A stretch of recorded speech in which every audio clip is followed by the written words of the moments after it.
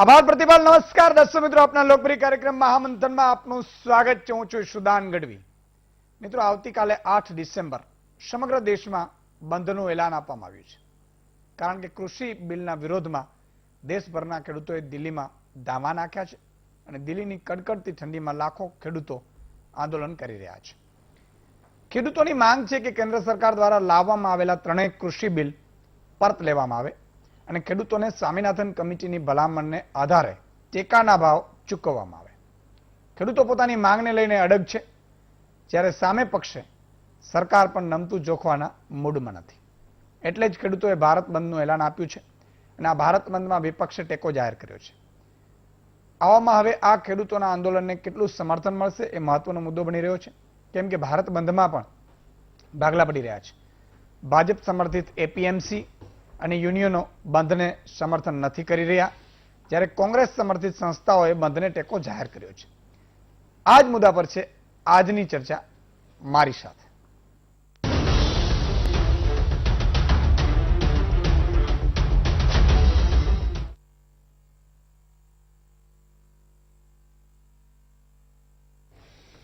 મિત્રો, વીટીવીની સામે તમે ગોઠવાઈ ગયા છો, મને પૂરો વિશ્વાસ છે.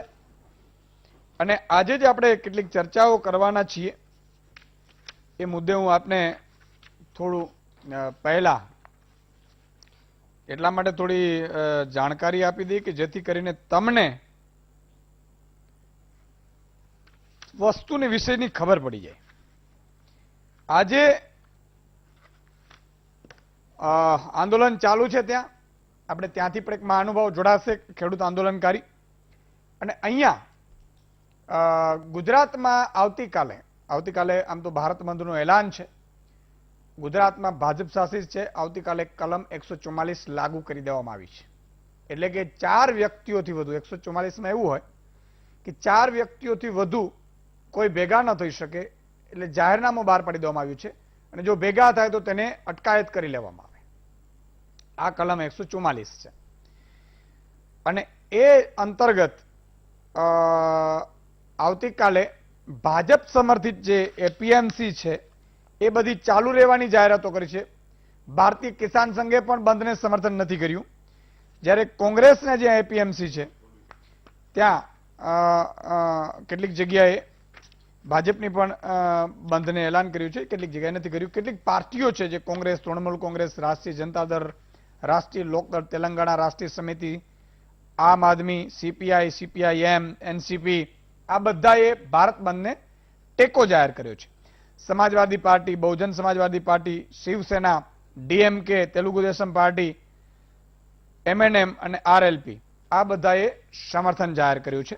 જ્યારે કેટલીક જગ્યાએ all India trade union congress સમર્થન છે, Indian national trade union congress સમર્થન છે, હિન્દુ મજદૂર સભા સમર્થન, all India united trade union સમર્થન, centre for Indian trade union સમર્થન, ટ્રેડ યુનિયન કોઓર્ડિનેશન સેન્ટર સમર્થન, અખિલ ભારતીય કોળી સમાજ સમર્થન, ભારતીય કિસાન યુનિયન સમર્થન, પંજાબ હરિયાણાના રમતવીરો સમર્થન, અમરેલીના હીરો ઉદ્યોગ સમર્થન, સુરતના ટેક્સટાઇલ ઉદ્યોગ સમર્થન, લેબર એસોસિએશન સમર્થન, ટેમ્પો એસોસિએશન સમર્થન, ટેક્સી યુનિયન સમર્થન, ટ્રાન્સપોર્ટ યુનિવર્સિટી સમર્થન, કરણી સેના સમર્થન, આ બધાએ સમર્થન જાહેર કર્યું છે. જ્યારે ભારતીય કિસાન સંઘ એણે સમર્થન જાહેર નથી કર્યું. અને ઊંઝા એપીએમસી સહિતની જે કેટલીક એપીએમસી છે એમણે સમર્થન જાહેર નથી કર્યું. માર્કેટ યાર્ડ ચાલુ રહેશે. મુખ્યમંત્રી આજે એવું કહ્યું છે કે કોંગ્રેસ છે એ બેવડી નીતિ અપનાવે છે.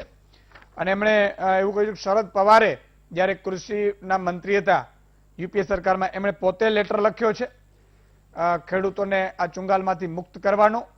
અને એના માટે શરદ પવાર અત્યારે ફરી ગયા છે. કોંગ્રેસ યુપીએના ઢંઢેરા જે 2019નો ચૂંટણી ઢંઢેરો છે એમાં યુપીએ લખ્યું છે, એ પણ ફરી ગયું છે. યોગેન્દ્ર જે યાદવ છે એ અત્યારે સમર્થનમાં બધા ટેકો આપી રહ્યા છે, જે આગેવાન છે, ખેડૂત આગેવાન, એમણે પણ લખ્યું હતું, એમણે સીએમ એક્સેપ્ટ કર્યા છે, વિજયભાઈ રૂપાણી, એમની વાત છે. પછી આ લોકો ફરી ગયા છે ને હવે જ્યારે મોદી સરકાર જ્યારે આવું કરી રહી છે ત્યારે આ લોકો વિરોધ કરી રહ્યા છે. અગાઉની જો વાત કરીએ તો જ્યારે યુપીએ સરકારે આ બિલ લાવવાની જ્યારે પેરવીઓ કરી હતી કોંગ્રેસ સરકારે, ત્યારે ભાજપ એનો વિરોધ કરી રહ્યું છું. એ વાત તમે વિડીયો જોઈ ચૂક્યા છો અને ઘણી જગ્યાએ તમે રવિશંકર પ્રસાદે આજે પ્રેસ કોન્ફરન્સ કરી આ બધી વાત કરી કે આ મારી પાસે પ્રૂફ છે કે આ લોકોએ જ ડિમાન્ડો કરી હતી. હવે જ્યારે અમે કરવા જઈ રહ્યા છીએ ત્યારે એ વિરોધ કરે. રવિશંકર પ્રસાદનો પણ વિડીયો અગાઉનો છે કે જ્યારે યુપીએ સરકાર હતી ત્યારે એફડીઆઈ નો વિરોધ કરતા હતા, આ બધાનો વિરોધ કરતા હતા. એફડીઆઈ 50% વિરોધ કરતા હતા, ત્યારે 100% એફડીઆઈ ભાજપ પોતે લાવ્યું છે. હું એટલા માટે આ વાત આપને કહી રહ્યો છું કે જેથી કરીને ભાજપ, કોંગ્રેસ, બીજી પાર્ટી, આમ આદમી પાર્ટીની વાત કરીએ તો આમ આદમી પાર્ટી આનું સમર્થન કર્યું હતું પહેલા, પછી વિરોધ કર્યું છે. શિવસેનાએ સમર્થન કર્યું હતું, હવે વિરોધ કરે છે આમ આદમી પાર્ટીએ. તો એમાંથી 3માંથી એકને તો લાગુ કરી દીધું છે, એવી પણ વાત છે. સવાલ એ છે કે તો અમારે બધાએ ખેડૂતોએ, ભારતના ખેડૂતોએ શું સમજવું? હવે સવાલ બે પ્રકારના થાય છે. એક તો ખેડૂતોની જે ડિમાન્ડ છે કે કાયદા રદ કરવાની, એમાં કેટલાક સમર્થનો એવું માને છે કાયદા ભલે કદાચ તમે રદ ન કરો, પરંતુ એમએસપી એ ફિક્સ કરો કે ભાઈ દેશભરમાં મગફળીના 1055 ભાવ છે તો એનાથી નીચે કોઈ ખરીદી ન શકે. આ ડિમાન્ડ વાજબી છે, કોઈ પણ પાર્ટી છે. આ ડિમાન્ડ તમે કરો. કપાસનો સમજો તમે જે નક્કી કર્યું છે, ઘઉં, ચોખા. બીજી વાત એક શંકા સેવાઈ રહી છે, અદાણી અંબાણીના પૂતળાઓ બાળવાનો પણ પ્રયાસ કર્યો હતો. હવે એક એવી વાત છે, આક્ષેપ છે કે આ બધી સમજો કોન્ટ્રાક્ટ ફાર્મિંગમાં અદાણી અંબાણીને આપી દેવામાં આવે તો તેલના ભાવ, ઘઉંના ભાવ, ચોખાના ભાવ જે અત્યારે સસ્તા મળે છે ના મળે, એવી પણ એક વાત છે. બીજી વાત એ પણ છે કે ભારત સરકારે પેલા મોદી સરકારે એવું કહ્યું હતું કે ભાઈ ટ્રેન અમે વેચીશું નહીં, ખાનગીકરણની અફવા ચાલે છે, પછી ટ્રેનને ખાનગીકરણ આવ્યું, એરપોર્ટોનું ખાનગીકરણ આવ્યું. એટલે કે પેલા શરૂઆતમાં આ કરે, પછી બીજા 2-3 વર્ષ પછી બીજું કાયદો લાવી અને ખેડૂતોને બરબાદ કરશે, એવો વિપક્ષ આક્ષેપ કરી રહ્યું છે. મારી એક નાનકડી અપીલ છે દેશના નેતાઓને, દેશના અધિકારીઓને, આ ધરતી છે, એ ધરતી ઉપર તમેનું આવ્યા છીએ, ભાડાના મકાનમાં રહીએ છીએ. તમારે મારે પણ આ શરીર છોડીને જવાનો છે. અત્યારે શું બેઠકમાં કોણ શું કરી રહ્યું છે, કોની સાથે મળી રહ્યા છે, એક વાત એટલી મને સમજાય છે કે આ દેશમાં ઉદ્યોગપતિઓએ ક્યારેય આંદોલન નથી કર્યું, છતાં એને બધું મળે છે. છતાં આંકડા આવે ત્યારે એ વધારે અમીર થતા જાય છે. એટલે કંઈક તમે પોલિસીઓ એની ફેવરમાં બનાવતા હશો. એમાં બે મત નથી. પાર્ટી કોઈ પણ હોય, પક્ષ કોઈ પણની સરકાર હોય, આજ દિવસ સુધી તમે અમને એ બાબતે મામું રમાડ્યા છો, એ વાત માનીને ચાલવી પડે. બીજી વાત હું અપીલ એટલા માટે કરી રહ્યો છું કે 5-25 વર્ષ પછી આ કાયદાઓની કેવી અસર થશે, કેવું થશે, એવું તમે માનીને ચાલો. કુદરતને સાક્ષી રાખીને બનાવજો. શું સારું કરો, શું ખરાબ, કોઈને ખબર નથી અત્યારે. માની લો કે ઘણા આમ પ્રિડિક્શન કરતા હોય, તમે ભાજપ, કોંગ્રેસ કે પાર્ટીઓ છે પોલિટિકલ રીતે રહેતી હોય કે મારે અહીંયા ઉભું રહેવું પડે, મારો ફરજ છે વિરોધ કરવાનો, મારો ફરજ છે વિરોધ નથી કરવાનો. એના કાર્યકર્તાઓ એ જ ફોલો કરે. માની લો કોંગ્રેસનો કાર્યકર્તા તો એમ કહે છે કે ભારત બંધ, અને ભાજપનો કાર્યકર્તા એમ છે કે હું નરેન્દ્ર મોદી સાથે છું એટલે મારું ભારત ચાલુ રહેશે. એ લોકોને બિચારા કાંઈ અંદરની પણ ખબર ના હોય, કોઈને ખબર ન હોય તમે અંદર મિટિંગોમાં શું વિચારતા હો. પણ એવું ન કરતા 5-10 વર્ષ પછી આપણો ભારતનો ખેડૂત મજદૂર બની જાય. ખબર નથી કોઈને, તમે સારું પણ કરતા હશો, કારણ કે આ દુનિયા તમારે મારે પણ છોડીને જવાની છે. એટલે હાથ જોડીને મારી અપીલ એ છે કે એવું કામ કરીને જાજો. અધિકારીઓને પણ કહું છું, નેતાઓને પણ, કે દુનિયા તમને યાદ કરે. એવું કામ કરીને ન જતા કે 10-20 વર્ષ પછી સ્થિતિ એવી આવે કે ખરેખર આપણે ખેડૂતોને મજદૂર ન બનાવી દઈએ. મારું સપનું છે, વીટીવીનું સપનું છે, ખેડૂતને આપણે ખેતીને ઉદ્યોગ બનાવવું છે. પણ ઉદ્યોગ બનાવવા માટે તમારે શું શું કરવું જોઈએ? પહેલા મેં પહેલા જ કહ્યું કે 70,000 કરોડની તેલની આયાત થાય છે અંદાજિત, ખબર નહીં મને બહુ વધારે, પણ મને તો ખુદ મંત્રીશ્રીઓએ કહ્યું છે એટલે કહું છું. તો ઈ તમે આયાતો બંધ કરી શકત, તમારે પગલું સારું ભરવું હોત તો મગફળીનો ભાવ 1200-1300 રૂપિયા રહે, કપાસ આ તે બધું. તમે દૂધના ભાવો વધારી શકો. એટલે દૂધના અત્યારે વેચાય છે નહીં, પશુપાલકો પાસેથી ખરીદાય છે એ 35-36 રૂપિયા લીટર અહીંયા ખરીદાય છે અને 58 રૂપિયા વેચાય છે. અમને બધી ખબર છે. તો 20 રૂપિયા કંઈ ખર્ચો ન હોય. એટલે એ તમે કરી શકો. કરવું તમે બધું કરી શકો છો, પણ સારું છે તમે જે કરતા હો. મેં પહેલા જ કહ્યું કે અમારો કામ છે સાચી વસ્તુ મૂકવાનું. હવે સાચી શું છે એ તમે તમારા પક્ષની રીતે મૂકશો. કોંગ્રેસ, ભાજપ હશે, બીજા પણ હશે નેતાઓ.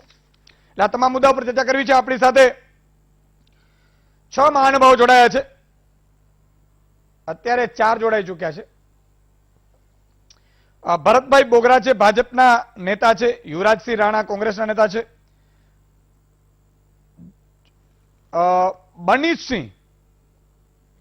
બનીશસિંહ રાણા યુવા આંદોલનકારી આપણી સાથે દિલ્હીથી જોડાયા છે.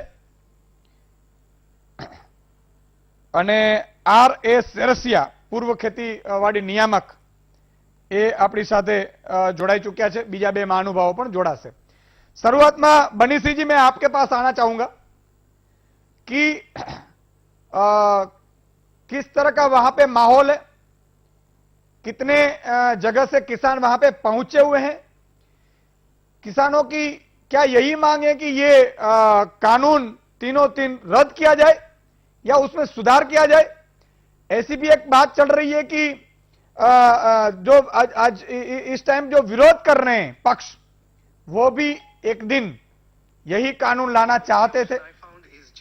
दूसरा, मैं ये भी जानना चाहूंगा कि क्या आपको ये दहशत है कि बड़े बड़े उद्योगपति आकर अपने जो कॉन्ट्रैक्ट फार्मिंग के चलते हुए पूरा सामान खरीद लेंगे और महंगे में बेचेंगे? क्या आपको क्या डर क्या है, किसानों को डर क्या है?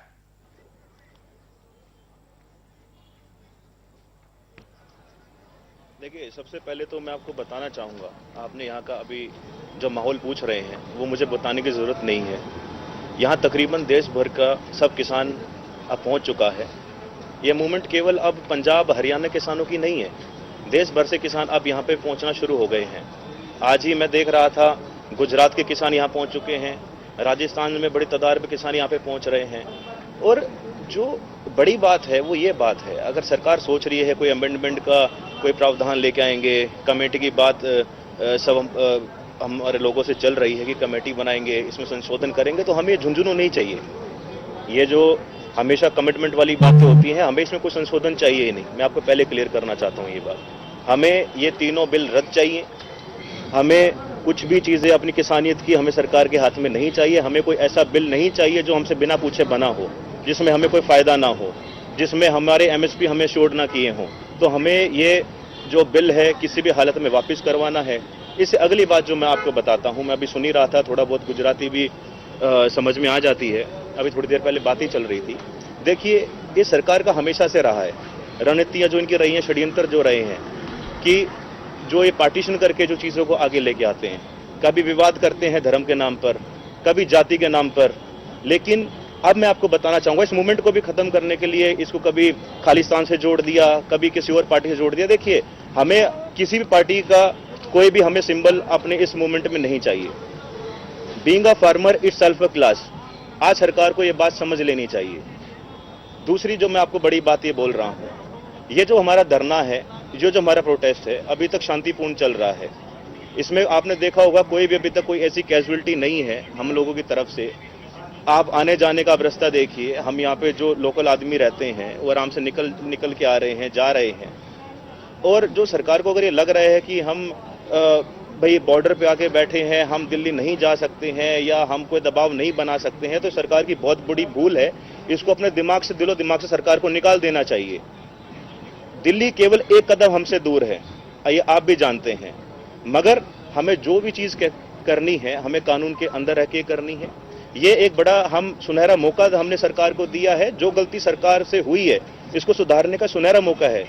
इसमें देखिए, किसी से गलती होती है, किसी से हो सकता है ये जल्दबाजी में बिल बना हो, क्योंकि इससे पहले भी ऐसे बिल बने हैं जिनका परिणाम कुछ अलग ही निकल के आया. रातों रात GST का हो गया, नोटबंदी का हो गया, क्या फायदे हुए उनके?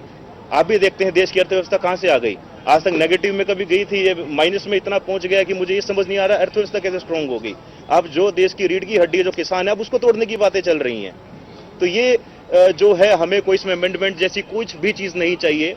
हमारा ऐसे प्रोटेस्ट जारी रहेगा, हम ऐसे ही बैठेंगे और सरकार को मैं खुले दिल से बताना चाहता हूं कि 6 महीने का राशन अभी हमारे पास है। जितना टाइम लेना है उनको ले, हम उनको पूरा टाइम भी देते हैं, लेकिन हमारा प्रोटेस्ट जारी रहेगा। जो अगली बात मैं आपको बताता हूं, जी जी हमेशा मूवमेंट में होता क्या है। जी जी, बताइए बताइए, बाद में मैं पूछूंगा। इसमें हाँ हाँ जी, जो इसमें जो चीजें होती हैं, जो मैं अब आपसे अमेंडमेंट की बातें बोल रहा था, हमेशा मूवमेंट में होता क्या है कि सरकार हमेशा प्रस्ताव रखती है, प्रस्ताव रखने के बाद कमेटी बनती है, कमेटी के बाद फिर चीजें बोलते कुछ हैं, होती कुछ है। तो वो हम इस मूवमेंट में हमें नहीं चाहिए। हमें सिर्फ और सिर्फ जो है हमारा बिल रद्द करो, ताकि हमारे किसान भाई वापस जाएं, वापस जाके अपनी खेती में लगें। हमें सिर्फ एक ये चीज चाहिए, हमें इसके अलावा हमें अब सरकार से कुछ भी चीज, हमें ना कोई बातचीत करनी है, ना कुछ करना है। पहले इतनी मीटिंग हो चुकी है, तो ये बार बार उन्हीं बातों को दोहराने से कोई फायदा नहीं है। हमारा रुख स्पष्ट है, सरकार अपना रुख स्पष्ट करे। बड़े जी, आपको डर क्या है? मतलब कि भाजपा ये कहना चाहती है कि जिस तरह से बिल में प्रावधान किए गए हैं, कुछ चीजें संशोधन हो सकती है, लेकिन प्रावधान किए गए हैं कि किसानों को फायदा होगा। तो आपको क्या लगता है कि कहां फायदा होगा होने की बात कर रहे हैं, उसकी सच्चाई क्या है? और आपको डर क्या है कि भाई ये अगर बिल आ चुका है, आ गया मान लो, तो किसानों के लिए क्या बहुत मुश्किलें अगले कुछ दिनों में खड़ी हो सकती है?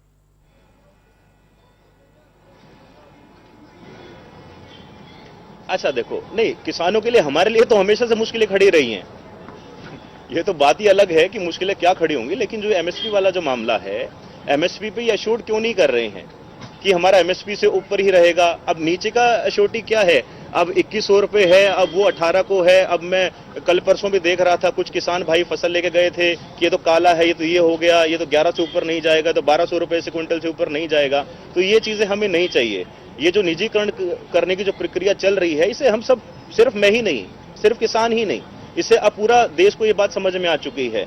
ये रात रात में कभी हवाई अड्डे बेच देते हैं, कभी रेलवे को निजीकरण करा देते हैं, कभी किसी चीज का करा देते हैं। अरे देश में छोड़ना क्या है? मुझे एक तो चीज बता दो, कम से कम किसानों को तो छोड़ लो। हम लोगों में, हम इतने बड़े जमींदार नहीं है। अगर आपको लग रहा है कि भाई बहुत बड़े जमींदार हैं, वो पहले टाइम में होते थे, जमींदारी होते थे, सबके परिवार आगे बढ़ रहे हैं। 1.5 एकड़ की, 2-2 एकड़ की खेतियां रह गई हैं, मैक्सिमम 5-5, 10-10 एकड़ की हो गए हैं। उसके बाद भी आप ऐसा निजीकरण कर रहे हैं। हमें घर कैसे चलाएंगे हमारे लोग, आप मुझे ये बताइए। 2-2 हजार रुपए डलवा के आप ये खरीद फरोख्त का काम कर रहे हैं, हमसे बिना पूछे कोई बीमा ऐसा कर देते हैं, वो किस्त कटनी शुरू हो जाती है। तो ये जो आराम शराम चीजें चल रही हैं, ये बनाता कौन है? किससे पूछ के चीजें बन रही, मुझे तो ये समझ में नहीं आता। ये चीजें सुन के भी हंसी आती है, तो और पूरा देश देख रहा है। मिनिस्टर जी, आपको ये डर है कि कोई आज तक जो भी हुआ, आपको ये डर है कि कोई उद्योगपतियों के चलते हुए ये बनाया गया? ये आपको डर है कि भाई अगले कुछ दिनों में ये लोग ही खरीद लेंगे? आपने पुतले जो जलाए थे, मतलब किसान बार बार ये आरोप कर रहा है, तो क्या मामला क्या है इसमें? इसमें क्या सच्चाई है, आपको क्या लग रहा है? जी सर, मैं आपको बताता हूं। मैं हरियाणा का रहने वाला हूं, और ये सिंगू बॉर्डर जो है हमारे हरियाणा और दिल्ली पे, बिल्कुल जो बीच का जो बॉर्डर है वो सिंगू बॉर्डर है। इसके पास ही अगर हम देखें तो 100 एकड़ की जो है चक अभी से पहले प्राइवेट कंपनीज ने, अदानी के सिस्टर कंपनीज ने जो है वहां पे अब से पहले ही स्टोरेज लेके रख लिया है। तो ये एक बहुत बड़ा संकेत है। देखो, एक चीज थे, हमारे यहाँ के बहुत बड़े किसानों के नेता हुए हैं सर छोटू राम जी, वो हमेशा एक बात कहते थे कि भोले किसान तो 2 चीज समझ ले अपने जीवन में, एक तो आदमी को जो है परखना सीख लो, और एक अपने हित में जो चीजें होती हैं उसको अपने हित में कैसे लेके आना है, तुम ये चीजें सीख लो। तो अब किसान, देखो पहले क्या होता था, एक अनएजुकेटेड का मामला था, एजुकेशन था, एजुकेशन इतने नहीं थे हम किसानों के पास, आप भी सब जानते हो। अब सब परिवार बड़े हैं, पढ़े लिखे हैं, अब जब चीजें समझ में आती हैं हमारे साथ क्या हो रहा है, क्या गलत हो रहा है, तो जो चीजें, जो ये सब, ये बड़े बड़े अदानी अंबानी वाला जो सिस्टम चल रहा है, अब ये हमें नहीं, आज पूरे देश को मालूम है, लेकिन ये हम अपने साथ होने नहीं देंगे। अगली पीढ़ी हमें क्या कहेंगी?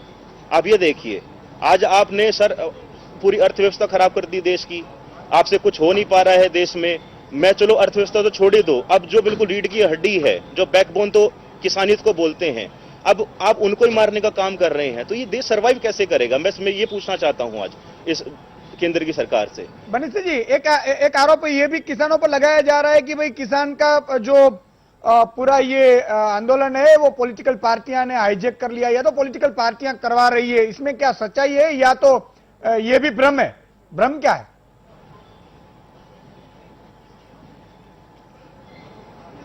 आप मेरे को कोई भी एक ऐसा सबूत दिखा दीजिए हमारे पूरे प्रोटेस्ट के अंदर, कोई भी एक आप ऐसा बैनर दिखा दीजिए, कोई भी आप एक ऐसा नेता दिखा दीजिए, तो आप कैसे बोल सकते हैं कि हम किसी भी पॉलिटिकल पार्टी के अंतर्गत आके या उनके बहकावे में आके या उनके सानिध्य में आके हम ये चीजें कर रहे हैं? बिल्कुल, यानी कि किसान पार्टी से कोई लेना देना नहीं है, यानी कि किसान हमारे लिए जी नहीं, बोलिए बोलिए।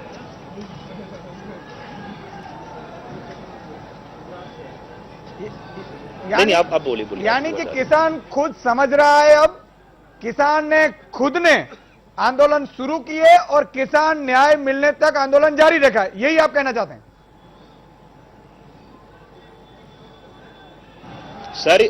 सर ये जारी रहेगा, और हमारे पंजाबी में कहावत है, अगर ये नहीं होगा तो साढ़े भोग भी इत्थे पैने हैं। इसका थोड़ा हिंदी में समझा दीजिए। पीछे नहीं हटेंगे। अच्छा सर, वो मरने के बाद जो होता है, आपके में 13वीं होती है, तो हम तो उस तक यहाँ पे रुकेंगे, हम पीछे नहीं हटेंगे सर इस चीज के लिए। अच्छा, और अभी तक मतलब कि कितने किसान अंदाजित वहां पे आए होंगे, या कोई अंदाजा लगाया जा सकता है?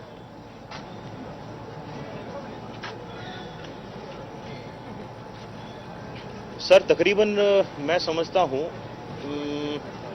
7 से 8 लाख की गैदरिंग तो फिलहाल अभी यहाँ पे है। 7 से 8 लाख डे 1 से यहाँ पे बैठी हैं।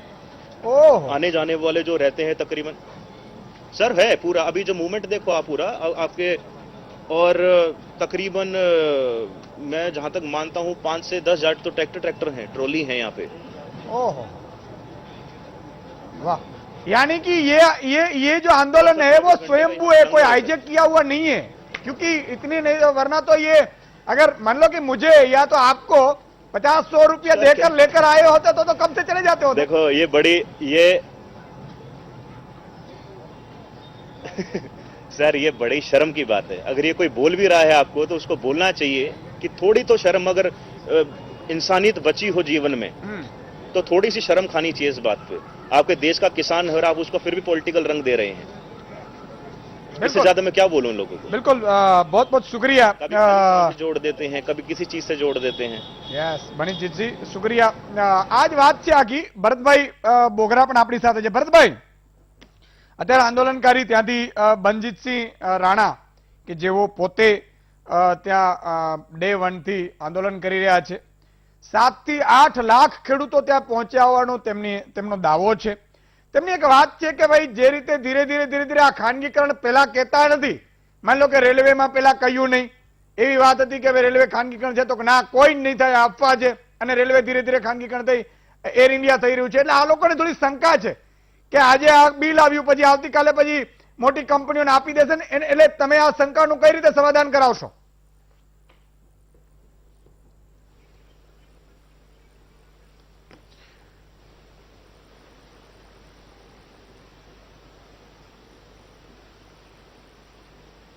વાત કેમ કરતી ભરતભાઈ, અવાજ આવે છે? હેલો ભરતભાઈ જી। ઈશુદાનભાઈ, હાજી નમસ્કાર।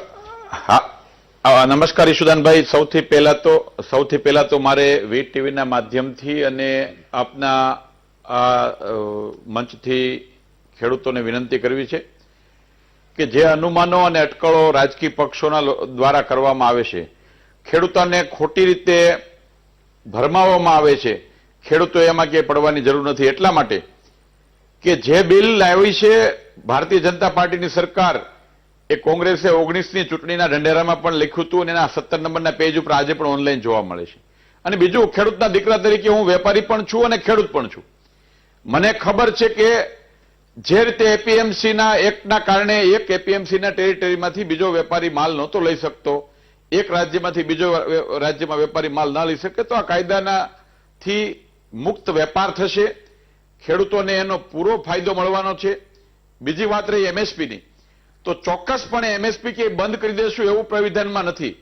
પરંતુ જે મિત્રોને અલગ રીતે એવું કહેવામાં આવે છે કે એમએસપી થી નીચે ભાવે વેપાર ન થઈ શકે આવો કાયદો લાવો, આવો કાયદો કે હોય નહીં. એટલા માટે કે આજે હું મગફળીની વાત કરું તો મગફળી 3 થી 4 પ્રકારની ક્વોલિટી ઉત્પન્ન થતી હોય. કપાસ હોય તો કપાસ પહેલી વીણીનો કપાસ સારો હોય, એનો લેન્થ, એની સ્ટ્રેન્થ, એના રૂના રેસાની લંબાઈ વધારે હોય એટલે એનો ભાવ અલગ હોય. ક્વોલિટી પ્રમાણેના ભાવ ક્યાંક વધઘટ થતા હોય. પરંતુ હું ચોક્કસ કહીશ કે નરેન્દ્રભાઈની સરકાર આવ્યા પછી છેલ્લા 7 વર્ષથી જે રીતે એમએસપી થી ખરીદી થાય છે, આજે ગુજરાતની અંદર પણ તમે જોઈ શકો છો કે મગફળી હોય, કપાસ હોય, સાહેબ સમયસર નવેમ્બર ડિસેમ્બરમાં ખરીદી ચાલુ થઈ જાય, પારદર્શક ખરીદી થાય, ખેડૂતોના ખેતરમાં જેટલું પાક્યું હોય એટલી ખરીદી થાય છે. અને બીજું, અમે કોઈ એવા તગલગી કાયદાઓ લઈને આવીએ તો અમે પણ લોકશાહીની અંદર 5 વર્ષ માટે મેન્ડેટ અમને પ્રજા આપ્યો છે. અને આ દેશના દરેક રાજનેતા સારી રીતે જાણે છે. ઈશુદાનભાઈ, હું મારે એ વાત કહેવી છે કે લોકશાહીની અંદર મત આપવાનો અધિકાર ખેડૂતોનો છે અને ખેડૂતોના મતથી ચૂંટાયેલી ભારતીય જનતા પાર્ટીની સરકારના વડાપ્રધાન નરેન્દ્રભાઈ મોદી છે. આજે કોઈ નિર્ણય એવો થશે કે કોઈ બિલની અસર ખેડૂતો પર અલગ આવશે તો અમારે શું 2024માં મત લેવા નથી જવાનું? અમારે દરેક સ્ટેટની અંદર મત લેવા નથી જવાનું? એટલે ખેડૂત મિત્રોને મારી વિનંતી છે કે આ દેશના 10-12 રાજકીય પક્ષના લોકો એક યા બીજા પ્રકારે પ્રજાની વચ્ચેથી એમનું અસ્તિત્વ નીકળી ગયું છે. લોકોની વચ્ચે કોઈ મત એજન્ડા લઈને જઈ શકે એવી સ્થિતિ નથી. એટલા માટે કોઈ કારણ ગોતી વાતનું વતેસર કરી ખેડૂતોને ખોટી રીતે ઉશ્કેરી અને એક માહોલ ઉભો કરવાની ટ્રાય કરે છે. પણ મને આ દેશના ખેડૂતો ઉપર ગર્વ છે કે આ દેશની અંદર ખેડૂતોના સંગઠનો હોય, એપીએમસીઓ હોય કે ખેડૂત આગેવાનો હોય, અને ગુજરાતમાં તો ખાસ કરીને કોઈ જોડાવાના નથી. આવતીકાલે તમે જોશો.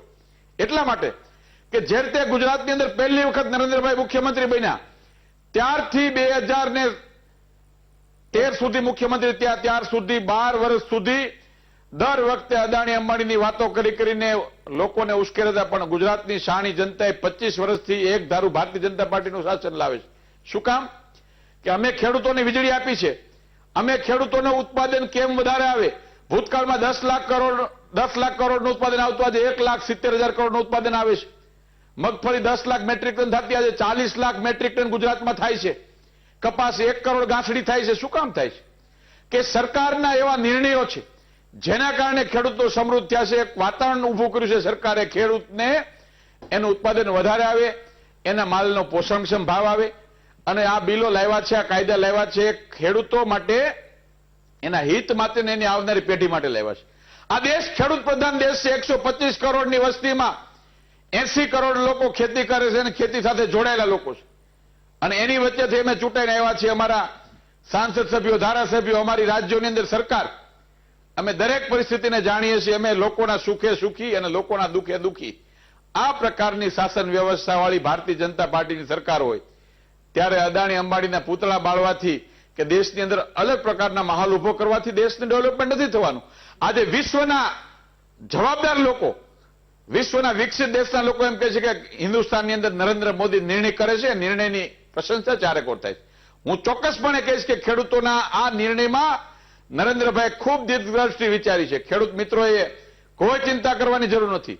અને હું એનાથી આગળ કહું છું કે 2024માં પાછું અમારે ખેડૂતોની પાસે એમના વોટ લઈને જીતવાનું છે. અમે એવો કોઈ કાયદો રાખીને બેસવાનો, અમે કોઈ રાજાશાહીમાં નથી. અમે લોકશાહીની અંદર ચૂંટાણા છીએ. અમને આજીવન સત્તા નથી આપી હિન્દુસ્તાનમાં. અમે ખેડૂતોના કલ્યાણની વાતો કરીએ છીએ. કાયદો બનાવ્યો છે, એનો અમલ કરીશું અને એનું પરિણામ ખેડૂતોને આપશું તો જ 2024માં ખેડૂતો અમને મત આપશે. ઈશુદાનભાઈ, બિલકુલ. એટલે કોઈ ખેડૂતોએ ગભરાવાની જરૂર નથી. બિલકુલ. હિન્દુસ્તાનમાં ક્યાંય ડરનો માહોલ પેદા કરવાની જરૂર નથી. અને બની બેઠેલા ખેડૂત નેતાઓ જ્યારે આ પ્રકારની વાત આવતી હોય ત્યારે ખેડૂતોને ઉશ્કેરવામાં આવે છે. જે રાજકીય પક્ષો ખેડૂતોને ઉશ્કેરવા માટે નીકળ્યા છે એમની મેલી મુરાદ છે, ક્યાંય ફાવવાના નથી. હું સ્પષ્ટપણે માનું છું કે આ હિન્દુસ્તાનના ખેડૂતો, ધરતીપુત્રો, અને એનાથી હું એક આગળ વાત કરું છું કે અમે એને કાઠિયાવાડની અંદર ખેડૂતને ઉઘાડ પગા કહીએ, અને આ ઉઘાડ પગાને કોઈ ખોટું કર્યું હોય ને એની પેઢીઓ નાશ થઈ જાય. ઈશુદાનભાઈ, આ પાર્ટી નહીં, એની પેઢીનો એક અંશ ન રહે જો ખેડૂતોનું કોઈ ખોટું કરે તો. અમે એ પાર્ટીના નેતા છીએ કે હર આજ કો કામ હર ખેત કો પાણી. અમારા પાર્ટીના સ્થાપકોએ આ વાત કરી હતી. અમે એ વાત પૂરી કરવા માટે આજે સૌરાષ્ટ્રની અંદર પાણીની વાત હોય કે ખેડૂતોને ચેકડેમની વાત હોય કે ખેડૂતોને સાહેબ આ દેવા માફીની વાત કરે છે કોંગ્રેસના એના વારસદારોની સરકારમાં. મને યાદ છે અમે 18% ખેડૂતોનું પાક ધિરાણ લીધેલું છે. હું ખેડૂતનો દીકરો છું અને મારા ખાતામાં 18% વ્યાજ અમે ભરેલું છે કોંગ્રેસના શાસનમાં. આજે 0% વ્યાજે ખેડૂતોને ધિરાણ ભારતીય જનતા પાર્ટીની સરકાર આપે છે. અમે ખેડૂતોને ટ્રેક્ટરને ગાડું બનાવ્યું હોય, ટ્રેક્ટરની સબસિડીની વાત આવતી હોય, ખેડૂતો મને યાદ છે મેં ડીઝલના અને કરોડના એન્જિન, ડીઝલ એન્જિન વાપરતા અને કરોડના કૂપનની અંદર લાઈનમાં અમે બેઠેલા છીએ કોંગ્રેસના શાસનમાં. અમે નિશાળે જતા ઈસુદાનભાઈ સવારથી બપોર સુધી ભણતા ને બપોરથી સાંજ સુધી કરોડની કૂપન લઈને લાઈનમાં બેસતા હતા.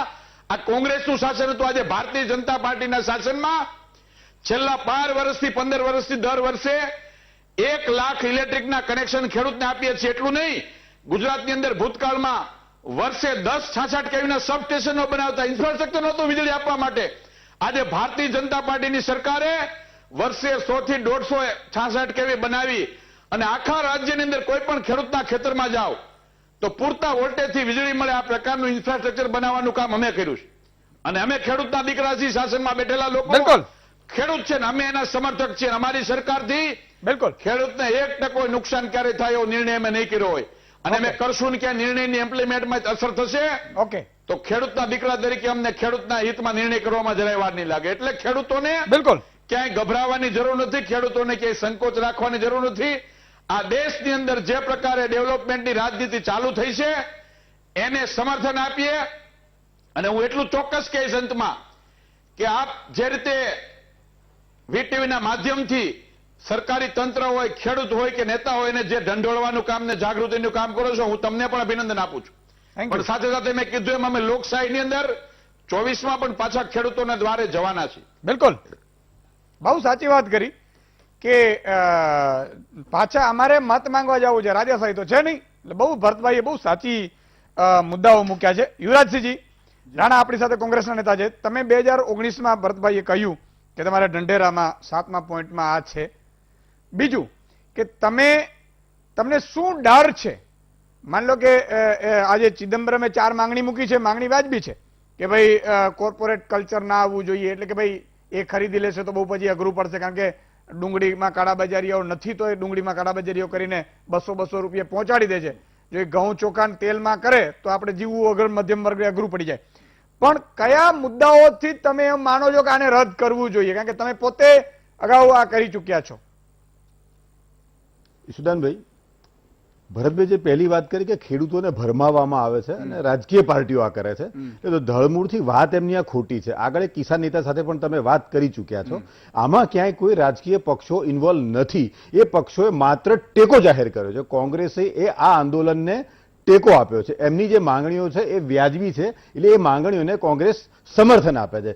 જો ભારતીય જનતા પાર્ટીના મૂળમાં ખેડૂતોનું હિત હોય તો આને કોરોના કાળમાં, એટલે જ્યારે આપણે મહત્તમ સ્ટેજ પર હતા, દેશમાં લોકડાઉન હતું, ત્યારે 5 જૂન એવા સમયમાં શું કામ અમને અધ્યાદેશ લાવવો પડે? એ લોકસભામાં ચર્ચા કરે, ખેડૂત નેતાઓ સાથે ચર્ચા કરે, લોકસભામાં, રાજ્યસભામાં બધા જ પક્ષો સાથે ચર્ચા કરે. પછી જો આ ખેડૂતોના હિતનું હોય, ખેડૂતોના ફાયદાનું હોય તો એ ચર્ચા કર્યા પછી બધાને એ વાતને સમજાવી શકે, એ બધાને એ વાતને ગળે ઉતારી શકે કે આમાં ખેડૂતનું હિત છે અને બધી પાર્ટીઓ પણ એમની સાથે સંમત થાય ત્યારે એ આનો કાયદો લાવે. તો એવું નથી કર્યું એમણે. આ અધ્યાદેશ લઈ આવ્યા છે. અધ્યાદેશ કેવા સંજોગોમાં આવે કે જ્યારે અનિવાર્ય સંજોગો હોય અને ક્યારે એ સંસદ ત્યારે મળી શકે એમ ન હોય અને તાતી જરૂરિયાત હોય તો અધ્યાદેશ લાવવાનો હોય. તો આ ખેડૂતોના આ બિલ માટે આ અધ્યાદેશ લઈ આવ્યા છે. એટલે ખેડૂતોના હિત માટે નહીં, માત્ર ને માત્ર કોર્પોરેટ જગતના હિત માટે. કારણ કે આખા દેશનું ત્યારે ધ્યાન કોરોના તરફ હતું. આખો દેશ કોરોનાથી દુઃખી હતો ત્યારે આ લઈ આવ્યા છે. અને જ્યારે આ લોકસભામાં લાયા ત્યારે એમની સહયોગી પાર્ટીઓ પણ આના વિરોધમાં હતી. તો એ પોતે પોતાના સહયોગીઓને નથી સમજાવી શક્યા કે આ ખેડૂતોના હિતમાં છે અને આજે આખા દેશના ખેડૂતોના હિતની વાત કરે છે. અને ખેડૂતોના હિતમાં જો હોય અને ભારતીય જનતા પાર્ટી જો ખેડૂતોનું હિત આમાં ચાહતી હોય તો આમાં ખેડૂતોની ક્યાં ગેરવ્યાજબી માંગણી છે? ખેડૂત આમાં એટલું જ ઈચ્છે છે કે આ કાયદાની અંદર જે એમએસપીની જે વાત છે એને જોડવામાં આવે. તો આખા કાયદામાં ક્યાંય એમએસપી નો ઉલ્લેખ જ નથી. તો શાને માટે નથી કરતા? એ શાને માટે ડરે છે એમએસપી થી? એમએસપી જો સરકાર ચાલુ રાખવાની હોય અને ખેડૂતોને એમએસપી મળે એવું ભારતીય જનતા પાર્ટીની સરકાર ઈચ્છતી નહીં, આ હોય સંશોધન તો કરે તો આ- તમે આ માની કાયદામાં જશો? એમએસપી શાને માટે ના ઉમેરે? નહીં. એને ઉમેરવું જોઈએ એમ. હા. એના સિવાય બીજી વાત છે કે કોન્ટ્રાક્ટ ફાર્મિંગની વાત જે છે, તો કોન્ટ્રાક્ટ ફાર્મિંગની અંદર ખેડૂતને ન્યાય લેવાની કોઈ જોગવાઈ જ નથી. ખેડૂત કોર્ટમાં નહીં જઈ શકે. હવે આ જાયન્ટ કંપનીઓ જ્યારે આવશે ત્યારે આપણે અત્યાર સુધી જોયું છે કે ખેડૂત મોટે ભાગે ઓછું ભણેલો હોય અથવા તો પોતાની સ્થાનિક ભાષા માત્રમાં ભણેલો હોય. આપણે નાનો મોટો વીમો લેવા જઈએ કે કોઈ પણ કરાર કરીએ, બધું અંગ્રેજીમાં કેટલા પત્તા હોય છે, માત્ર ને માત્ર સાઇન કરાવી લેવામાં આવે છે. ત્યારે એની અંદર એવા કેટલા ક્લોઝ ઉમેરી દેવામાં આવશે, તો એ ખેડૂતને ન્યાય કેવી રીતે મળશે? અને આમાં તો એની જોગવાઈ જ કાઢી નાખવામાં આવી છે. એ ખેડૂત કોર્ટમાં નહીં જઈ શકે. બીજી વાત છે સ્ટોક લિમિટ હટાવવાની વાત છે. તો સ્ટોક લિમિટ હટાવવાથી ખેડૂતનો ફાયદો કેવી રીતે થાય? આ કોઈ પણ એંગલથી, હું ખેડૂત પુત્ર છું, હું પણ ખેતી કરું છું, અત્યારે પણ મેં બટાકાનું વાવેતર કર્યું છે અને ખેતરમાંથી સીધો જ અહીંયા આવું છું. તો મને આ સ્ટોક લિમિટ હટાવવાથી ખેડૂતનું ભલું થાય એ કોઈ પણ એંગલથી હું પોતે સમજી નથી શકતો. જો સ્ટોક હટી જાય તો એ જે સ્ટોક કરવાવાળા જે લોકો છે, જે જાયન્ટ કંપનીઓ છે, એ ખેડૂતોને વધારે ભાવ આપશે એ વાતમાં તથ્ય જ નથી. ઉપરથી ઉલટું થશે.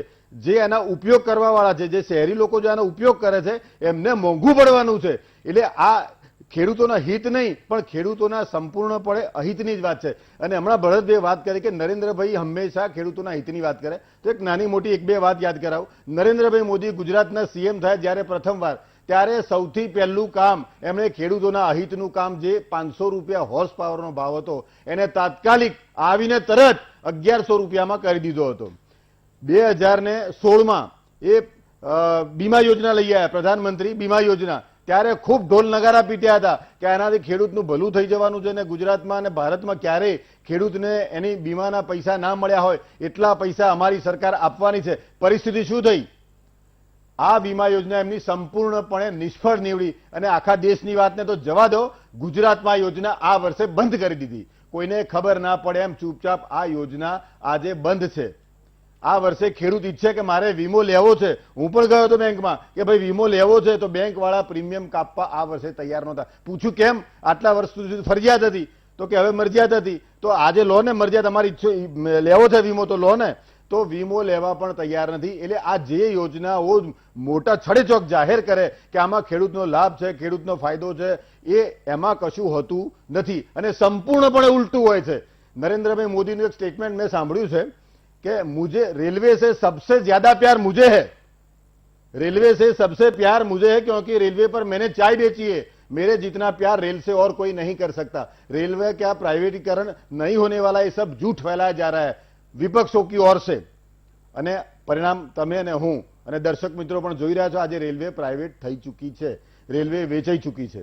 બસ એવું ને એવું જ છે આમાં પણ. એ કહેશે કંઈ અને કરશે કંઈ. એટલે આવનારા દિવસોમાં એવું આવશે કે જ્યારે એપીએમસીઓ અસ્તિત્વમાં જ નહીં હોય, જેમ જીઓ અને બીએસએનએલ નાશ થઈ ગઈ, એવું જ કંઈક આમાં થવા જઈ રહ્યું છે. જ્યારે માર્કેટમાં એકમાત્ર આ જાયન્ટ કંપનીઓ ખરીદનાર હશે, ત્યારે એ પોતાની પસંદગીની વસ્તુઓ વેચી લેશે અને એ એકમાત્ર કંપનીઓ ખરીદનાર હશે, ત્યારે ખેડૂતને જખ મારીને કહેશે કે તમારે આ જ ભાવથી અમને વેચવું હોય તો વેચો, અમે આ જ ભાવથી લઈશું. ત્યારે ખેડૂત ક્યાં જશે? ઓકે, તો આની અંદર આ સરકાર માત્ર એમએસપી ઉમેરવાથી ગભરાય છે કેમ? ઓકે, એક વાત એ પણ છે, સરસિયા સાહેબ પણ અને અહીંયા છે. એક જ મિનિટ, હવે જે એપીએમસી ની વાત છે, તો 2007માં આ ભારતીય જનતા પાર્ટીની સરકાર બિહારમાં એને હટાઈ ચૂકી છે. બિહારમાં આજે એપીએમસી એક્ટ નથી ત્યાં આગળ. તો ત્યાં આગળ ધાન શું ભાવ વેચાય છે અને એ ધાન ત્યાંથી પંજાબ અને હરિયાણામાં શું ભાવ વેચાય છે? તો જ્યાં એપીએમસી નથી ત્યાં ખેડૂત હંમેશા લૂંટાયો છે. એપીએમસી એક્ટ ખેડૂતને બચાવવા માટે એ એની નજીક ફસલને પોતાની વેચી શકે અને એમાં જો એને ઓછા ભાવ મળે તો સરકારની એમએસપી ની વ્યવસ્થા હતી, તો સરકાર એમએસપી થી ખરીદી કરે. એટલે કોંગ્રેસે હંમેશા ખેડૂતોના હિતમાં માટે આ એપીએમસી અને એમએસપી ની વ્યવસ્થા કરી હતી. તમે પણ ભૂલમાં ધીરે લાયા છો ધીરે આ કે યોજના 2019માં? ને હટાઈ અને આ બધી વ્યવસ્થાને નહીં, આ હટાઈ અને 2019 ખેડૂતને માં તો- બરબાદ કરવા તરફ લઈ જઈ રહી છે. 2019માં તમે જે પ્રાવધાન લાયા હતા કે હટાવી દઈશું, એ તો ભૂલમાં લાયા હશો કે ભાઈ એમાં બીજી રીતે હશો? એમાં એમએસપી ની જ વાત છે. ઓકે, એમએસપી ની છે, એ જે આ લોકોએ નથી કરી. ઓકે, સરસિયા સાહેબ પણ છે, પૂર્વ ખેતી નિયામક છે. સરસિયા સાહેબ, આમાં તમે થોડું સમજાવો, પ્રકાશ પાડો. ઈશ્વરભાઈ, મુખ્યત્વે 3 કાયદા વિશેની આ વાત છે. હવે પહેલામાં પહેલી બાબત એ છે કે આ કાયદાનો વિરોધ જે કરે છે એ ખેડૂતો છે, એ તો હકીકત છે, એને આપણે નકારી ન શકીએ. બરોબર. પરંતુ ખેડૂતો કેમ વિરોધ કરે છે? કારણ કે જ્યારે કોઈ પણ કાયદો લાવવામાં કોઈના માટે લાવવામાં આવે ત્યારે એ લોકોને પેલા વિશ્વાસમાં લેવા જોઈએ, પૂછવું જોઈએ. ચર્ચા કરવી જોઈએ. આજે આપણે બીટી રીંગણની વાત કરીએ, બીટી રીંગણ જ્યારે દાખલ કરવાની વાત હતી ત્યારે તમે જો તો આખા દેશની અંદર કેટલી જગ્યાએ ચર્ચાઓ થઈ હતી અને એમાં અમુક લોકોએ એનો હકારમાં જવાબ આપ્યો, અમુકે નકારમાં આપ્યા, બરાબર. અંતે પછી છેલ્લે આપણે એને ન મંજૂરી આપી. તો કોઈ પણ કાયદો જ્યારે ખેડૂતના હિત માટે થઈને આવે છે ત્યારે એની પૂરેપૂરી ચર્ચાઓ થવી જોઈએ, લોકોમાં થવી જોઈએ, પછી આપણું જે સર્વોચ્ચ જે સ્થાન છે સંસદ, તો ત્યાં પણ થવું જોઈએ, બંને ગૃહોની અંદર, અને ત્યાર પછી કાયદા બને. અને જેને વિરોધ છે એની સાથે તો ખાસ ચર્ચા કરવી જોઈએ. તો આટલો સમય પછી જ્યારે કાયદા બન્યા છે અને હવે અત્યારે ખેડૂતો ત્યાં પહોંચી ગયા છે અને એ સમયે જ્યારે આપણે ખેડૂતોને સાંભળતા નથી, એ વાત પણ બરાબર મારી દ્રષ્ટિએ નથી. પરંતુ આમાં મુખ્યત્વે જે કાયદાકીય વાત કરીએ તો 3 કાયદાનો પહેલો જે કાયદો છે એપીએમસીમાં સુધારો જે કર્યો, તો સુધારો ખાલી એટલો જ કર્યો છે, બીજું કશું સુધારો નથી કર્યો કે ભાઈ ખેડૂત છે એપીએમસીમાં પણ માલ વેચી શકે અને બહાર પ્રાઇવેટ પાર્ટીઓને પણ વેચી શકે. ગુજરાતની અંદર પ્રાઇવેટ પાર્ટીને પહેલા પણ માલ વેચાતો હતો અને બીજા પણ રાજ્યોમાં વેચાતો હશે. આને એક કાયદાકીય સ્વરૂપ આપ્યું. સારી વાત છે કે હરીફાઈ થશે, એપીએમસીમાં ભાવ હોય અને પ્રાઇવેટ છે ઊંચો આપે તો પ્રાઇવેટની અંદર માલ વેચે તો ખેડૂતોને વધારે પૈસા મળે. પણ એવું કહેવાય છે કે જ્યારે એપીએમસીમાં માલ વેચાશે ત્યારે એની અંદર સેસ અને ટેક્સ ને એ બધું લેવામાં આવશે, જ્યારે બહાર વેચવામાં આવશે ત્યારે એમાં કોઈ ટેક્સ નહીં લેવામાં આવે. તો સ્વાભાવિક છે કે ખેડૂતો પછી એપીએમસીમાં ભાવ જેટલો મળે છે એટલો જો બહાર મળતો હશે તો એપીએમસીમાં કોઈ નહીં આવે. તો એપીએમસી છે એ બનાવી છે ખેડૂતો માટે, તો એપીએમસી ને સ્ટ્રેન્થન કરવી જોઈએ કે એને ભાંગી નાખવી જોઈએ? આ એક મહત્વનો મુદ્દો છે મારી દ્રષ્ટિએ. કારણ કે આ સરકારે પણ શરૂઆતમાં એવું કહેલું છે કે અમે એપીએમસી ને સ્ટ્રેન્થન કરીશું અને 7000 એપીએમસી છે આખા દેશમાં, તો અમે તાલુકાએ એપીએમસી બનાવીશું. તો એ ખેડૂતો ત્યાં સહેલાઈથી ત્યાંનો માલ વેચી શકે. હવે એપીએમસી ની અંદર ખાસ તો માલ વેચવા માટે જે ખેડૂતો આવે છે અને એને પાછા લઈ જવો પડે છે, ઘણીવાર હરાજી થાય અને ખેડૂતને સંતોષકારક ભાવ ના મળે તેને પાછો લઈ જવો પડે છે. તો એના માટે સંગ્રહની વ્યવસ્થા કરવી જોઈએ, એ સુધારો એક તો કરવો જોઈએ. બીજું કે ખેડૂતોને ત્યાંથી જ બધી વસ્તુ મળવી જોઈએ, એને બિયારણ, ખાતર, જંતુનાશક દવા, તો એ પ્રકારનું મોડર્નાઇઝેશન કેમ નથી કરવામાં આવતું? એટલે એપીએમસીમાં સુધારો થઈ શકે, એને ભાંગવા કરતા એને સુધારો કરી અને ખેડૂતો ત્યાં એટ્રેક્ટ થાય એ પ્રકારની અંદર એની જોગવાઈ કરવી જોઈએ. બીજું કે ડર અત્યારે ખેડૂતને શું છે કે જ્યારે માલ છે એપીએમસીમાં જો વેચાય તો જ એમાં એમએસપી થી ખરીદી થાય છે. બહાર જયારે માલ વેચાશે ત્યાં એપીએમસી એટલે મિનિમમ સપોર્ટ પ્રાઇસ જે છે એને મળવાની નથી. એટલે ખેડૂતની અત્યારે ચિંતા એ છે કે તમે એપીએમસીમાં જેમ એમએસપી હેઠળ ખરીદી કરો છો એ જ રીતે જો બહાર પણ જો વેચાય તો એપીએમસી થી નીચે નહીં કોઈ માલ લઈ જાય, એવો જો સુધારો કરી દો તો ખેડૂતો મને લાગે એમાં કોઈ ખેડૂતને પણ વાંધો ન હોઈ શકે. એટલે આ બંને વસ્તુ જે છે અત્યારે આ ગૂંચવણભરી પરિસ્થિતિ છે એમાં સરકારે કોઈ વચલો રસ્તો કાઢવો જોઈએ.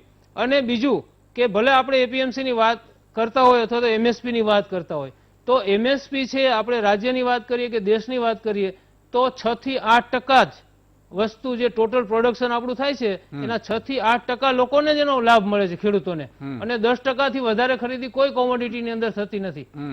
સિવાય કે પંજાબ અને હરિયાણાની અંદર જ્યાં ડાંગર જે ધાન કે છે અને ઘઉંની ખરીદી ત્યાં થોડાક મોટા પ્રમાણમાં થાય છે, બાકી બીજા કોઈ પણ અમુક રાજ્યની અંદર તો બિલકુલ નથી થતી.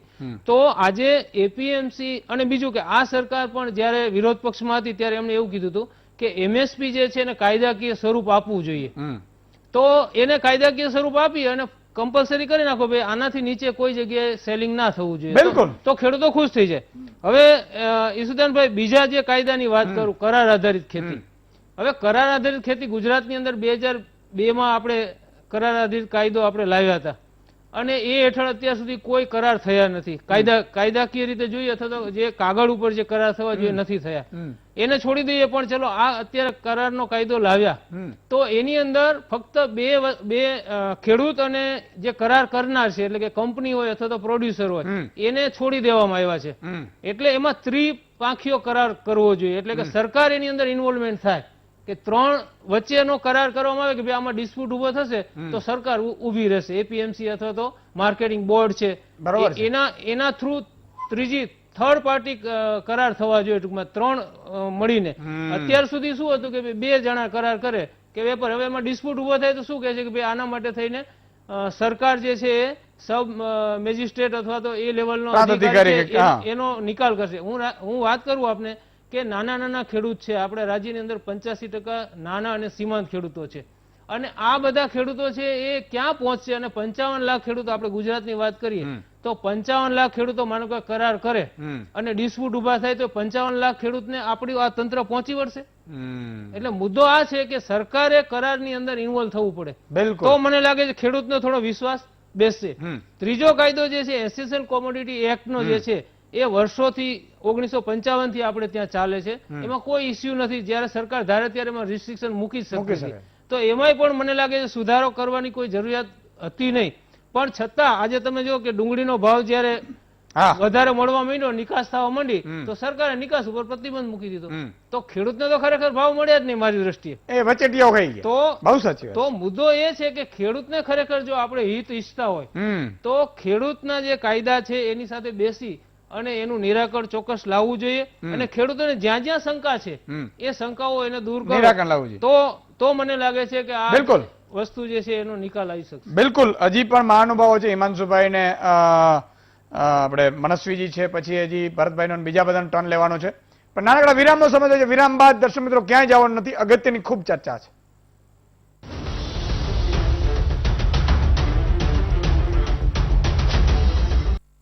વિરામ બાદ દર્શક મિત્રો ફરીથી આપનું સ્વાગત છે. અગત્યની ખૂબ ચર્ચામાં આગળ વધીએ. મનસ્વીજી, આખા ઘટનામાં શું લાગી રહ્યું છે? વિરોધ અને સમર્થન અને વિરોધ આ બેમાં. देखिए, एक चीज इसमें ईशुदान भाई सबसे ज्यादा क्लियरिटी से ये है कि किसी ऑपोजिशन पार्टी की ताकत नहीं है इतना बड़ा आंदोलन करने के लिए. इसको हम समझें. अगर कोई भी ऑपोजिशन पार्टी की इतनी ताकत होती तो वो सरकार बना लेती. ये जो मुद्दा है ये किसानों का मुद्दा है, किसानों ने खुद उठाया है, किसान खुद सड़कों पे आया है. किसी ना कांग्रेस की, ना एनसीपी की, ना टीएमसी की, ना ही कोई पॉलिटिकल पार्टी की हिम्मत हो सकती इतना बड़ा मुद्दा उठाने की. अगर वो इतना मुद्दा उठा सकते बड़े, तो बहुत मुद्दे 2014 से 2019 तक इन लोगों को मिले. जीएसटी का मुद्दा था, नोटबंदी का मुद्दा था, इकोनॉमिक क्राइसिस थे, कोविड का मुद्दा था, पर कोई भी इस लेवल पे कोई भी आंदोलन नहीं कर पाया. ये इनकी विफलता का कारण था. इसी कारण ये सरकार कभी भी नहीं बना पाए. 2014 के बाद राज्य भी खोते गए. ये किसानों का मुद्दा है. मनस्वी जी, एक मिनट, वो कृषि मंत्री आ रहे हैं, जरा सुन लीजिए. और फूड प्रोसेसिंग होगी तो गांव में होगी, तो उससे रोजगार का भी जनरेशन होगा. पढ़े लिखे बच्चे, जैसे बताया कि वो उनको लगेगा कि भाई चलो ठीक है, खेती में रुचि नहीं थी लेकिन फैक्ट्री तो लगा ही सकते हैं. अभी क्या है कि कुल मिला के जो इंफ्रास्ट्रक्चर विकसित हुआ है, जैसे वेयर हाउस है या कोल्ड है, तो क्या है, जैसे कुल मिला के बड़ा जो शहर है, बड़ी मंडी है, उसी के आसपास डेवलप हुआ, गांव में डेवलप नहीं हुआ. तो किसान क्या है कि किसान अगर अपनी फसल को रोकना चाहता है तो रोक इसलिए नहीं पाता कि उसके पास रखने की जगह नहीं. या तो अपने घर से फिर वो बड़े जिला स्थान पर आए, वहां वेयर हाउस में अपना रखे, तो उसको लॉजिस्टिक खर्च भी लगता है. दूसरा, वो अपनी फसल को रोकने में सफल नहीं हो पाता, इसलिए उसको वाजिब दाम नहीं मिल पाता. और जो मंडी की बाध्यता है वो अपनी जगह है ही. बाकी मंडी की जो स्थिति है मुझे बताने की जरूरत नहीं है, आप सब तो किसान हो, अच्छे से जानते हो क्या अच्छा है क्या बुरा है. लेकिन मैं कहना कुल मिला के ये चाहता हूं कि मोदी जी ने इन कानूनों के माध्यम से और योजनाओं के माध्यम से लगातार इस बात की कोशिश की है कि खेती के क्षेत्र में निजी निवेश कैसे भी पहुंचे.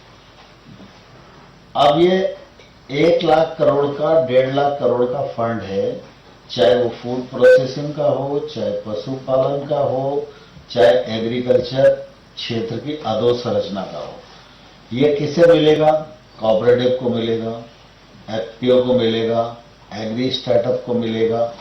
और जब हमने कानून बना के खोल दिया कि भाई किसान के खेत से ही खरीदा जा सकता है, तो अब जैसे मान लो मैं खरीदार हूं, तो अब मुझे मालूम है कि भाई इस बेल्ट में जाएंगे झज्जर के क्षेत्र में, तो यहां पर अपने को जितना उत्पादन खरीदना है वो खरीद सकेंगे। तो मैं क्यों दूर बनाऊंगा जब मुझे मालूम है कि रॉ मटेरियल यहाँ के किसान पैदा करते हैं और मेरी क्षमता इतनी है, तो मैं अगर इस एग्रीकल्चर इंफ्रास्ट्रक्चर के साथ गोदाम बनाऊंगा। તો નરેન્દ્રસિંહજી તોમર જે આપણા કેન્દ્રીય કૃષિ મંત્રી છે સમજાવી રહ્યા હતા, પણ ગુજરાતમાં તો મને લાગે છે ત્યાં સુધી ચીજ શકે એમ છે, એટલે કોઈ એ વાત છે એટલે વેચે જ છે અત્યારે ઓલરેડી, કારણ કે હું બહુ ખેડૂતોની નજીક છું। मनस्वी जी, आपकी बात अधूरी थी। ईशुदान भाई देखिए, जिस तरीके से मैं शुरुआत किया था अपनी बात का कि किसानों को किसी की जरूरत नहीं है, ये पॉलिटिकल पार्टीज ऑपोजिशन में जो इनको जरूरत है किसानों की, ये चीज हम क्लियर कर लें। किसान हमारा अन्नदाता है, किसान इस देश की रीढ़ की हड्डी है, तो किसानों को किसी की जरूरत नहीं है। आप सपोर्ट देते हो, आपका पॉलिटिकल रोटियां सेकी जाती है नहीं सेकी जाती, वो दूसरा मुद्दा है, पर किसानों को जरूरत नहीं है। आज पॉलिटिकल पार्टी सारी छोड़ दें इन किसानों को, तो भी किसान पूरी माता में उधर है, पूरे लड़ने वाले हैं अपने ये किसानी कृषि बिल के लिए। ईशुदान, मैं एक एग्जांपल देता हूं, आप मेरा आज फायदा कराने वाले हैं, और ये फायदा मुझे पता नहीं आप मेरा करवा रहे हो, पर आप बोल रहे हो मेरा फायदा होने वाला है, आप मेरे को 3 गिफ्ट देने वाले हो, वो 3 गिफ्ट आप मेरे ऊपर ला देते हो और मेरे को बोलते हो ये गिफ्ट तेरे को रखनी है अपने पास, और मैं ले लेता हूं। मेरे पास और ऑप्शन नहीं, क्योंकि बॉस आप हो, मेरे को आपकी बात माननी पड़ेगी। पर ये गिफ्ट के लिए मैं बोल रहा हूं ईशुदान भाई, मेरे को ये गिफ्ट की जरूरत नहीं है। ये गिफ्ट के आने के बाद मेरे को तकलीफ होगी, मैं जैसा था पहले था, मैं वैसा ठीक था। ये इस तरीके से कानून हो रहा है। आप मेरे ऊपर सर पे कनपट्टी रख के बोल रहे हो ये कानून आपके लिए बहुत बढ़िया है, आपको ये मानना पड़ेगा, क्योंकि आपने लोकसभा राज्यसभा प्रेसिडेंट ने साइन कर दिया, मेरे को मानना पड़ेगा, क्योंकि इस देश में कानून चलता है, डेमोक्रेसी है, डेमोक्रेसी में कानून लोकसभा राज्यसभा से आता है। और राज्यसभा से आपको एक बात बताना चाहता हूं ईशुदान भाई, कि राज्यसभा में अगर हम याद करें 3 महीने पहले किस तरीके से यह कानून पास हुआ था, जब ऑपोजिशन पार्टियां बोलना चाह रही थी उनको उनके माइक म्यूट कर दी। ये इस देश के इतिहास में पहली बार हुआ था कि आप ऑपोजिशन पार्टीज का आवाज बंद कर दी। अगर ये कानून इतना अच्छा है तो बातचीत क्यों नहीं की गई, पहले किसानों के साथ, बाद में विपक्ष के साथ, और आप चुपके से आते हो और कानून पास कर देते हो। और क्यों डाउट है इस सरकार के ऊपर, क्यों डाउट है? अब तक 1,94,646 करोड़ के PSUs हम लोग बेच चुके हैं, और आने वाले समय में बहुत सारे प्लान है बेचने के। निर्मला सीतारमण जी जो हमारे वित्त मंत्री है, ऑन रिकॉर्ड कहती है हमको सिर्फ 4 PSU रखने, बाकी सब हमको डिसइन्वेस्ट कर देने। आप मेरे को ईशुदान भाई ये बताइए कि VTV आज एक सक्सेसफुल न्यूज चैनल है, आज VTV के पास कितने सारे बायर्स आते होंगे कि हमको VTV में निवेश करना है, हमको VTV खरीदना है। आपने ज्वाइन किया था उससे पहले इतना प्रॉफिटेबल नहीं था। कोई भी प्राइवेट प्लेयर किसी भी ऑर्गेनाइजेशन को तब खरीदता है जब वो प्रॉफिटेबल होती है या प्रॉफिट मेकिंग हो सकती है। कोई भी लॉस मेकिंग प्रोपोजिशन को कभी नहीं खरीदता, क्योंकि प्राइवेट प्लेयर का एक ही मकसद होता है कि प्रॉफिट, उसका मकसद सेवा नहीं होता। तो आज जो लॉस मेकिंग चीजें हैं उसमें कोई क्यों निवेश करेगा? और एक और चीज मैं आपको बताना चाहता हूं, कॉर्पोरेट आने से क्या नुकसान है। हमारे देश में कोविड के बाद एक ही ऐसी इंडस्ट्री है जो प्रॉफिट मेकिंग है, वो है एग्रीकल्चर। एक ही इंडस्ट्री है जो पॉजिटिव में थी, वो है एग्रीकल्चर सेक्टर। बाकी सारे ऑटोमोबाइल हो, IT हो, मैन्युफैक्चरिंग हो, सब लॉस मेकिंग था। और अगर कॉर्पोरेट आ जाता है, आप आज के देश में आप बताइए कितने ज्यादा NPA कॉर्पोरेट्स के हैं, और किसान बता दीजिए कितने ज्यादा NPA। आपको समझ आ जाएगा किसान NPA नहीं करता, वो मर जाता है पर अपना पैसा पूरा चुकाता है इंटरेस्ट के साथ। पर कॉर्पोरेट्स आप देख लीजिए वो भाग जाएंगे, वो आपके साथ छेतरपिंडी करेंगे, पर आपको आपका पब्लिक पैसा नहीं देंगे। तो कहीं ना कहीं आप बोलते थे कि आप रेलवे नहीं बेचेंगे, आपने रेलवे बेच दिया। आप बोलते थे कि निजीकरण नहीं करेंगे कोयला का, आप कर चुके हैं। आप हर चीज का निजीकरण करते जा रहे हैं। इसी चीज से किसानों को डर है। और दूसरी बात जो सबसे महत्वपूर्ण बात है, जब यह बोला जाता है कि किसान गुमराह हो रहे हैं, पहली बात, इस देश का किसान ना गुमराह हो सकता है, ना कोई कर सकता है, ना किसी की ताकत है। जब आप ये कहते हैं तो कहीं ना कहीं आप गुमराह हो रहे हैं कि आपको लगता है कि किसान को कोई गुमराह कर सकता है। किसान बहुत समझदार है, हमको किसान की समझ पे क्वेश्चन नहीं करना चाहिए, उनकी समझदारी पे प्रश्न नहीं उठाना चाहिए। किसान अपने लिए यहां पे है, उनको कोई लेना देना नहीं है। बीजेपी सरकार बनाए, कांग्रेस सरकार बनाए, आप बनाइए, आपकी राजनीति, आपको मुबारक। किसान के साथ राजनीति करना बंद होना चाहिए। किसान की बातों को आपको सुनना चाहिए था 6 महीने पहले। आज आपको मौका मिल रहा है अपनी गलती को। एक और चीज ईशुदान भाई, जो कांग्रेस ने गलती की थी, अन्ना हजारे मूवमेंट ने, इंडिया अगेंस्ट करप्शन में, बीजेपी वो करने जा रही है। बीजेपी इस आंदोलन की गहराई को समझ नहीं पा रही। बीजेपी इस आंदोलन की जो गरिमा है इसको समझ नहीं पा रही। किसान अन्नदाता है, ये बहुत बड़ी चीज है। किसान के साथ बैठे, डिस्कस करिए ये काला लॉ है या नहीं है, ये किसान को समझाइए और किसान से डिस्कस करिए। पहली बात, आप कमिटमेंट कमेटी की जो बात करते हैं, हमारे देश के 70 साल के इतिहास में हमको पता है जब भी इस देश में कमेटी बनी है उसमें कोई कमिटमेंट नहीं होती। आप गुमराह कर रहे हैं। इसी चीजों से परेशान होके, एक और चीज ईशुदान भाई, लास्ट चीज 10 सेकेंड, इसी चीज से परेशान होके लोगों ने कांग्रेस को छोड़ के बीजेपी को अपनाया था कि ये हमारी बात सुनेंगे। पर क्या बीजेपी ये बात सुनेगा या नहीं सुनेगा, ये बीजेपी का आने वाले कुछ ही दिनों में पता चल जाएगा। बिल्कुल, પણ એમાં આમાં રસ કેમ બધાને પડે છે? મને જે શંકા છે, માન લો કે મગફળીનું ઉત્પાદન ખાલી ગુજરાતમાં 40 લાખ મેટ્રિક ટનની આસપાસ થાય છે. કેટલું? 40 લાખ.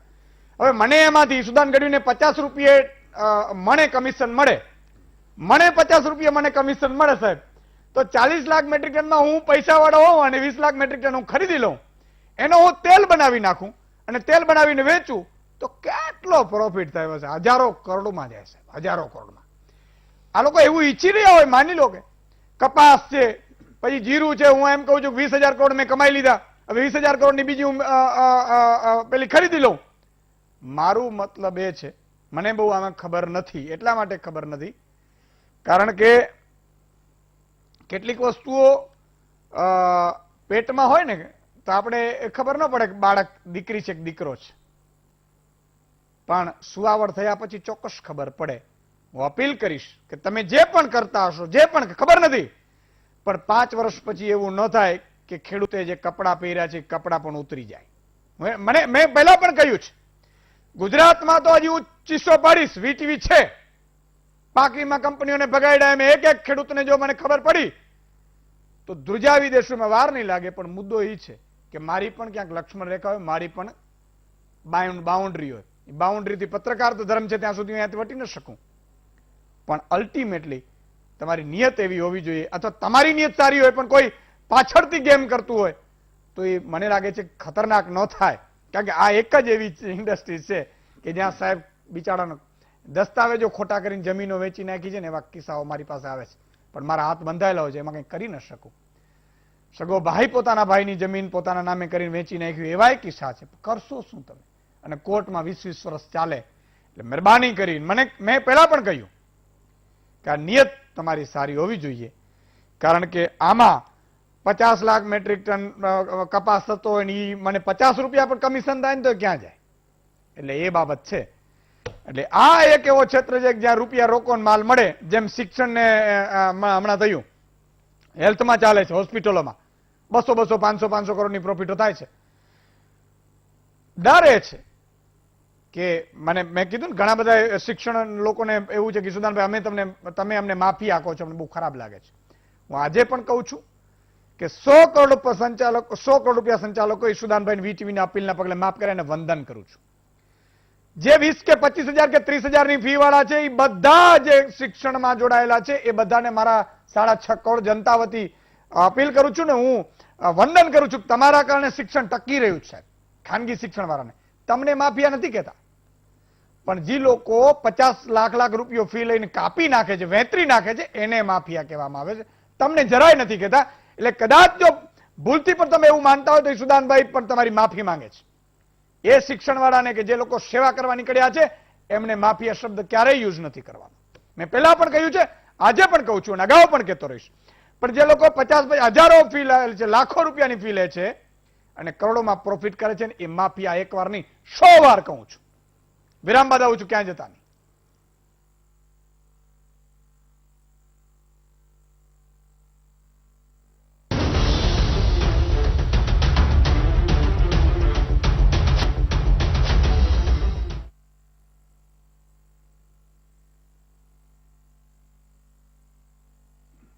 તો વિરામ બાદ આપનું સ્વાગત છે અને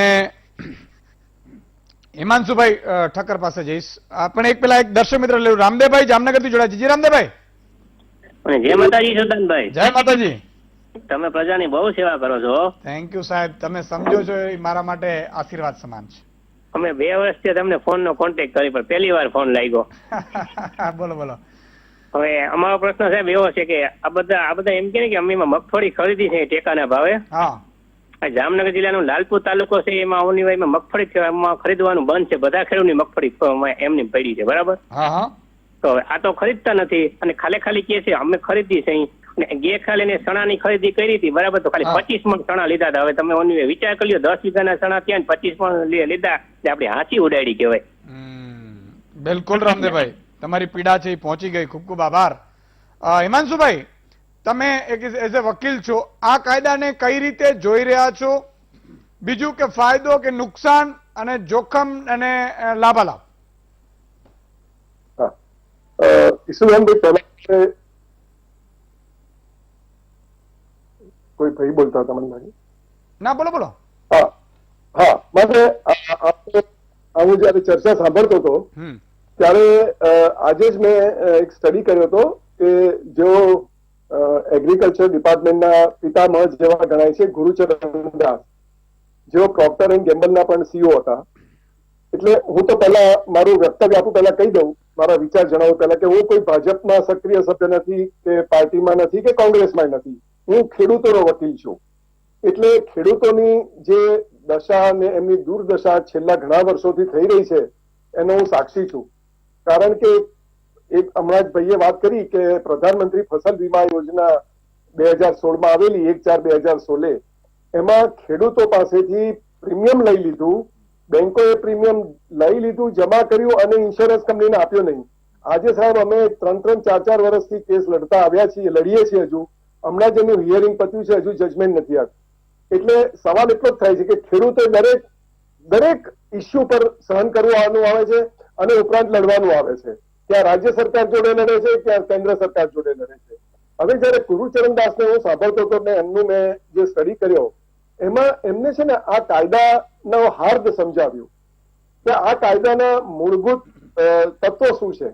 તો એમાં જે એપીએમસી છે, એગ્રીકલ્ચર પ્રોડક્ટ માર્કેટિંગ કમિટી, એનું જે બિહેવિયર કે એનું જે વલણ રહ્યું છે અત્યાર સુધી, એ લોકો શું કરતા હતા, એગ્રીકલ્ચર પ્રોડક્ટ માર્કેટિંગ કમિટીની સ્થાપના કરવાનો એક હેતુ એ હતો કે ભાઈ ખેડૂતો જે પ્રોડક્ટ વેચે, એ પ્રોડક્ટ બનાવે, જે ઉત્પાદન કરે, એ માલ ત્યાં લઈને આવે અને ત્યાં વેચાઈ જાય. હવે આમાં તો એવું થઈ ગયું કે જે સક્ષમ ખેડૂતો હતા એને એક આ મોનોપોલી બનાવી દીધેલી. એટલે સક્ષમ ખેડૂતો શું કરતા હતા કે એપીએમસી એમને એક મોનોપોલી બનાવી અને પોતાનો હક જમાઈ દીધો હતો. એટલે એમને એક આ વાત કરીને એ દૂર કરવા માટે ખેડૂત માટે એવું કહ્યું કે ભાઈ તમારે એપીએમસી વેચો ત્યાં વેચો, તમને ઠીક લાગે ત્યાં વેચો, તમે ઓપન માર્કેટમાં બી વેચી શકો છો, પ્રાઇવેટ ખરીદદારને પણ વેચી શકો છો, જેથી તમને પોષણક્ષમ ભાવ મળે અને ખેડૂત પોતાની પ્રોડક્ટ પોતાના ભાવે વેચી શકે. બીજું એમને એમ કહ્યું કે આ જે મોનોપોલી ડિફીટ કરવાની હતી એના એક આધાર લીધેલો. બીજું એમને એમ કહ્યું કે ઇસેન્શિયલ કોમોડિટી એક્ટ છે એમાંથી આને બહાર કાઢી નાખવામાં આવે. એટલે શું થાય કે ખેડૂતોનો માલ કદાચ ન વેચાય તો ખેડૂત એનો સ્ટોક રાખી શકે, એમને જેટલો સ્ટોક રાખવો અને સારો ભાવ આવે ત્યારે વેચી શકે. એટલે ખેડૂતના ફાયદાની એક આ વાત કરેલી. અને ત્રીજું હતું કે કે જે ખેડૂત માલ પોતાની પ્રોડક્ટ બનાવે છે એ પ્રોડક્ટ બને એ પહેલા ફ્યુચરના ભાવથી પણ વેચી શકે અને એને કોન્ટ્રાક્ટ ફાર્મિંગ માટે એ આપી શકે. હવે આ ત્રણેય જે પ્રિન્સિપલ હતા એ આમ ફેસ ટુ ફેસ જોવા જઈએ, આમ ઉપર છેલ્લી રીતે જોવા જઈએ તો ચોક્કસ એ ખેડૂતોને લાભ કરતા છે. પરંતુ મનસ્વીભાઈએ જેમ કહ્યું એની સાથે હું એગ્રી થઉં છું. એમની સાથે ખૂબ જ લર્નિંગ માણસ છે અને આપ પણ ઈશુદાનભાઈ ખૂબ સ્ટડી કરીને આવો છો દરેક સબ્જેક્ટનો. તો ખરેખર તો શું છે કે આ જેનો પ્રોબ્લેમ છે એને તો સાંભળવા જોઈએ. આ જે ખેડૂતનો પ્રોબ્લેમ છે તો ખેડૂતને સાંભળવા જોઈએ. જેમ કે અત્યારે આ કોરોનાના જે ડિફિકલ્ટીઝ પડે છે તો ડોક્ટરને કઈ ડિફિકલ્ટી છે, કઈ દવા નથી મળતી, ઓક્સિજન નથી મળતો કે વેન્ટિલેટર નથી મળતા, આ બધું તમે ડોક્ટરને પૂછો છો, એના મેનેજમેન્ટને પૂછો છો. તો તમે ખેડૂત માટે જયારે કાયદા લાવો છો તો તમે ખેડૂતને કોન્ફિડન્સમાં લઈને કે પાર્લામેન્ટમાં કે રાજ્યસભામાં તમે એની ખુલ્લી ચર્ચા કેમ નથી કરતા? માઇક મ્યુટ શા કરી દેવાના આવે? આજે ઓપોઝિશન જો છે તો એના લીધે એક બહુ જ સરસ તંદુરસ્ત એક વ્યવસ્થા ઉભી થશે આપણા દેશમાં. બિલકુલ. એટલે એક તમે સરમુખત્યારશાહીની રીતે તમે વર્તી ના શકો. ખેડૂતોના માટે જે પ્રશ્નો છે એ તમે જુઓ તો દુકાળ પડે તો ખેડૂત સહન કરે, અતિવૃષ્ટિ થાય ખેડૂત સહન કરે, નહેર તૂટી જાય તો ખેડૂત સહન કરે, એને ખાતરનું વજન ઓછું આવે તો ખેડૂત સહન કરે. આ બધા કાયદા બને, ખેડૂતને તમે કોન્ફિડન્સમાં ના લો તો પછી આ પરિસ્થિતિનું જે નિર્માણ થયું, આજે આખે ભારત બંધનું એલાન આવવું પડ્યું, તો ખેડૂતોને એક તો મનમાં દુઃખ હશે. હા, અમુક આજે કોંગ્રેસના જે ભાઈએ વાત કરી કે એમના મેન્યુફેસ્ટોમાં, મેં પણ મેન્યુફેસ્ટો વાંચ્યો અને એમાં લખ્યું જ છે કે આ જે કાયદો લાવ્યા છે એ 2019ના કોંગ્રેસના મેન્યુફેસ્ટોમાં હતો જ. એટલે એવું નથી, પરંતુ આપણે વિરોધ કરવા ખાતર વિરોધ કરવો એવું નહીં. તમે પ્રોપર વિરોધ કરો. બિલકુલ. સરકારને પણ ખરેખર તો સમજાવવું જોઈએ કે ભાઈ આમાં જે કાયદામાં જે તમારે સુધારો કરવા જેવો છે તો ખેડૂતોને તમે સાંભળો. બિલકુલ સાંભળો જ નહીં અને તમે સરમુખત્યારી રીતે બહુ સાચી વાત કરી હિમાંશુભાઈએ. લાલ બહાદુર શાસ્ત્રીએ નારો આપ્યો હતો, જય જવાન જય કિસાન, અને અત્યારે આપણે જો સમજીએ તો જય વિજ્ઞાન, આ ત્રણ ભેગા થાય. પરંતુ ભરતભાઈ, જેમ ડોક્ટર છે એમ ડોક્ટરને આપણે દવા હોય તો એને જ પૂછીએ છીએ, આપણે પોતે જાતે દવા નથી લખી દેતા. તો એક એવો આક્ષેપ થઈ રહ્યો છે કે તમે કોઈને સાંભળ્યા જ નહીં અને કાયદો લાવી દીધો. હવે બીજો આક્ષેપ એ પણ થાય છે કે માની લો કે તમે એમ કહો છો કે ભાઈ 2024માં જવું છે, પણ જરૂરી નથી કે 24માં આપણે આ જ મુદ્દો લાવીએ. 24માં આપણે એમ કહીએ પાકિસ્તાન ઉપર એર સ્ટ્રાઇક કરીએ અને ચીન ઉપરનો આપણે કહીએ, તો પણ આમાં તો ચૂંટણી છે. ચૂંટણી સમયે કયો મુદ્દો ક્યારે આવે કદાચ આ ભૂલી પણ જાય. અને ત્રીજી વસ્તુ કે ખેડૂતો, જેમ આપણે વાત કરી, કોઈ વિપક્ષની તાકાત નથી કે આટલી મજબૂતીથી વિરોધ કરી શકે. જો વિરોધ કરવો તો ઘણી જગ્યાએ કરી શકત, મુદ્દાઓ હતા, પણ એ તો નથી. વિપક્ષ અત્યારે આમ પાંગડું છે, તો એનો ફાયદો તમે ઉઠાવી રહ્યા છો કે શું છે? સંક્ષિપ્તમાં આ બીજો ટર્ન સંક્ષિપ્ત પાડો છે.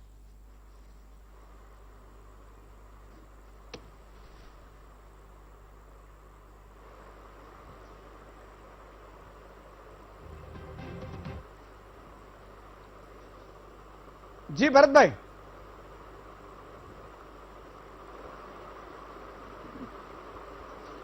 ઓકે, એક તો પેલા હિમાંશુભાઈએ બહુ સરસ વાત કરી કે એમણે એડવોકેટ તરીકે બધો અભ્યાસ કર્યો. અમે જે વાત કરતા હતા કે કોંગ્રેસ એના મેનિફેસ્ટોમાં 2019માં લખ્યું હતું, તો ઘણા બધા કોંગ્રેસના નેતાઓ અને બાકીના લોકો એમાં સહમત થતા નહોતા થતા.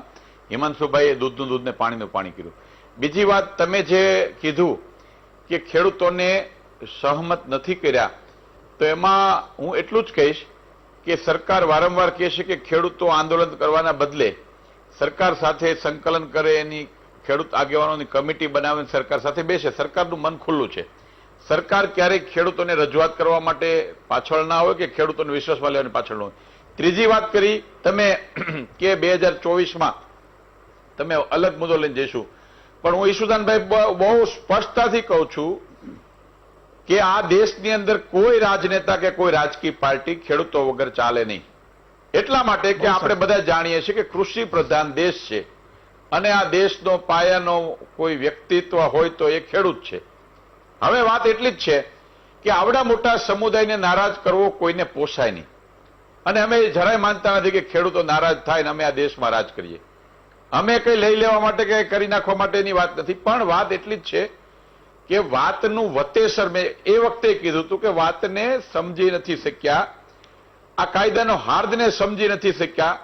આપણે દરેક વસ્તુને કમ્પેરિઝન કરીએ છીએ કે ખાનગીકરણ રેલવેનું થઈ ગયું, આજે એરપોર્ટનું ખાનગીકરણ થઈ ગયું, તો તમે એની વ્યાખ્યાને અલગ રીતે સમજાવો છો કે આ દેશની અંદર જે PSUની વાત આવતી હોય, આજે એર ઇન્ડિયાની વાત આવતી હોય, તો એ એટલી બધી નુકસાની દેશને કરતું હતું, એ પ્રજાના જ પૈસાની નુકસાની થતી હતી, એટલા મોટા પ્રમાણમાં કરપ્શન થતું હતું દેશની અંદર. કોલસાની વાત હમણાં કરતા હતા એક મિત્ર, તો એની જે માઇન્સનું વેચાણ થતું હતું એમાં એટલું કરપ્શન થતું હતું. એને પારદર્શિતા લાવ્યા છે.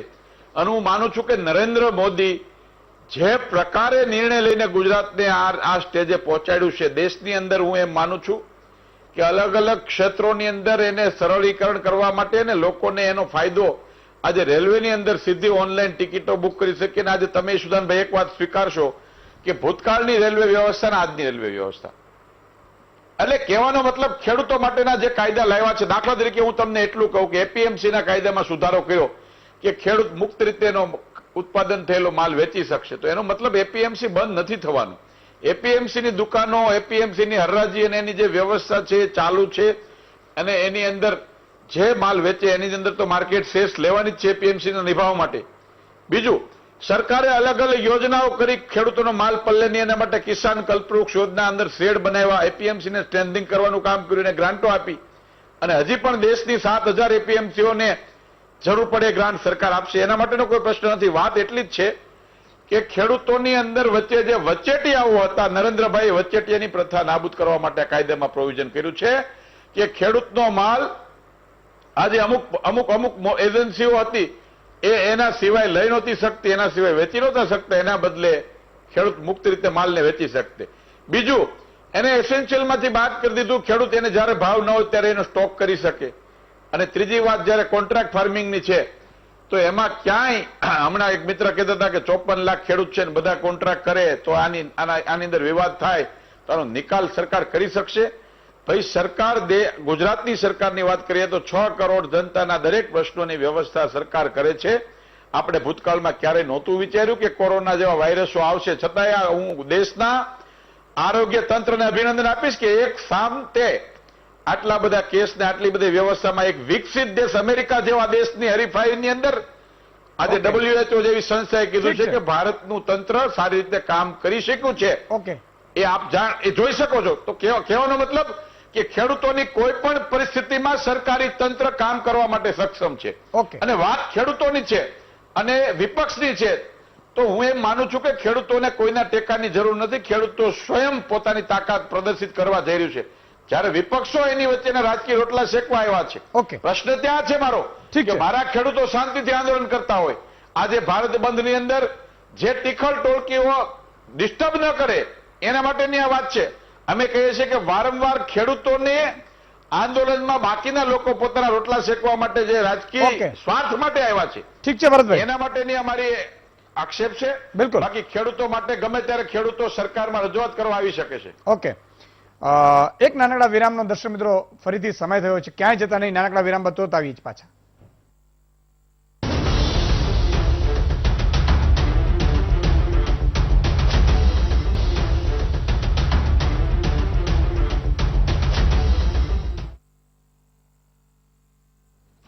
વિરામ બાદ દર્શક મિત્રો ફરીથી આપનું સ્વાગત છે.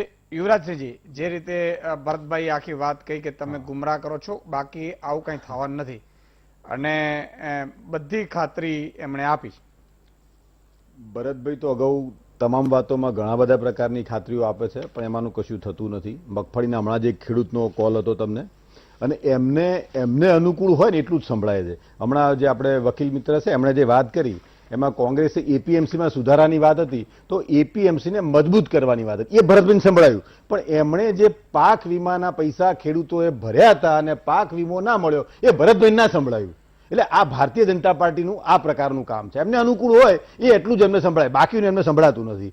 હવે એમણે એક તો પહેલા તો શરૂઆત આપણી ડિબેટની શરૂઆતમાં જ ખેડૂતોને ઉઘાડ પગા કહ્યા. ઉઘાડ પગા એટલે જેની પાસે ચપ્પલ નથી, એટલે ખેડૂતોને આ એ ચપ્પલ વગર નો કરવા જ માંગે છે. એટલે એમની ધારણા જ આજે ખેડૂત એટલે જેની પાસે ચપ્પલ પણ ના હોય એવો વ્યક્તિ એટલે ખેડૂત. એટલે એમની જો મનમાં સ્થિતિ જ આ છે ખેડૂત માટે આંકેલી, તો ખેડૂતનું હિત એ કેવી રીતે કરી શકે? અને અત્યારે તો ભાજપ સિવાય બીજા કોઈને કદાચ કશું દેખાતું જ ના હોય. ભાજપ કે જ સાચું, દૂરદર્શી એકલા જ છે, આખા દેશનું હિત એમને એકલાને જ દેખાય છે. પગા કરવામાં યોગદાન કોંગ્રેસનું છે. ના ભાઈ ના, જો ભરતભાઈ તમે બોલો તો હું વચ્ચે નથી બોલતો. સાંભળું છું, એ વચ્ચે બોલશે નહીં, ચાલે. ખેડૂતોને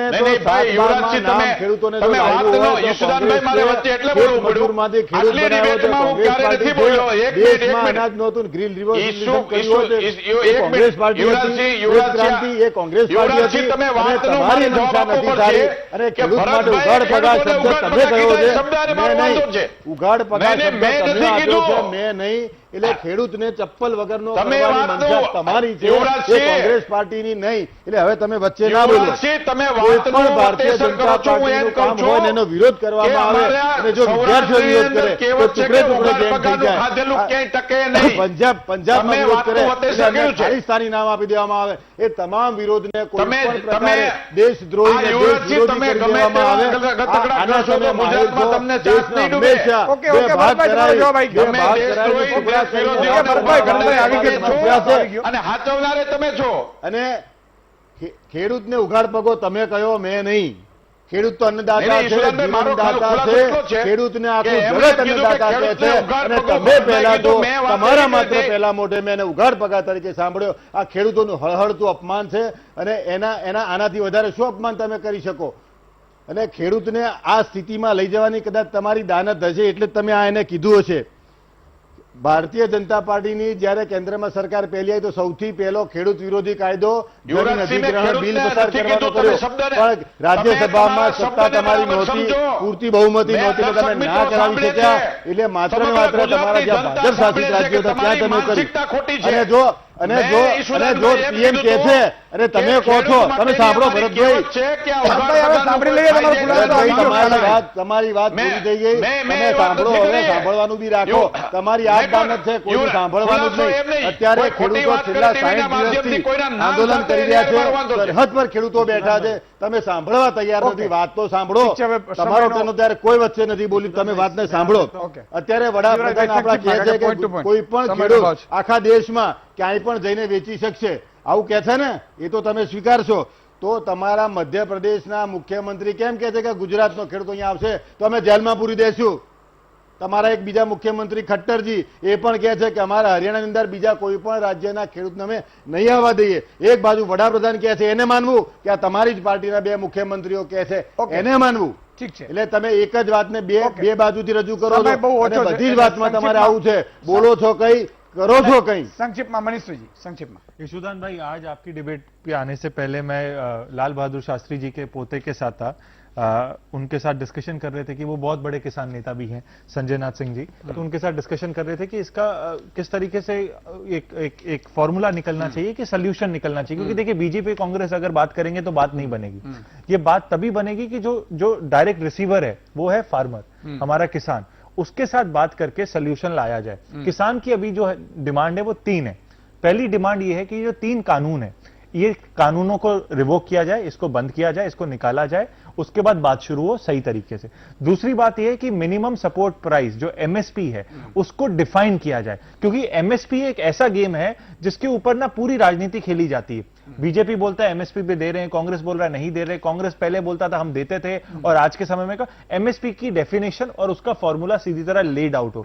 तीसरी चीज जो उन्होंने बोली है कि किसान की जब वो अपनी उपज निकाल लेता है उसके बाद जो बचता है उसको जब जलाया जाता है तो उसके ऊपर फाइन किया जाएगा. इन तीनों एक्ट में लिखा गया है. तो ये कहीं ना कहीं इसको जो पीनल सजा है उनके ऊपर वो निकाली जानी चाहिए.